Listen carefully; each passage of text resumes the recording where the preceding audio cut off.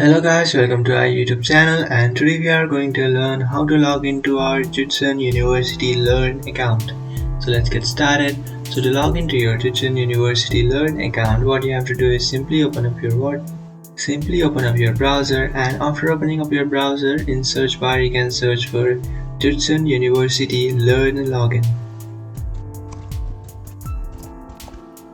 And after searching for that, you will directly to this page, and from here you can easily log into your account. So now to log into your Judson University's account, what you can do is just tap on home/welcome, and by tapping on that, now you'll directed to this page, and from here you can log into your account.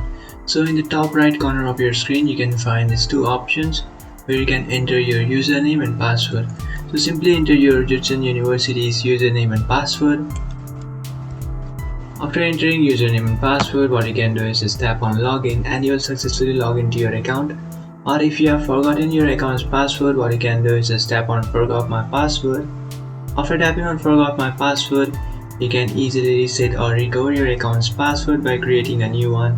So just create a new password for your account, and after creating a new password, you will be able to log into your account by entering that new password over here.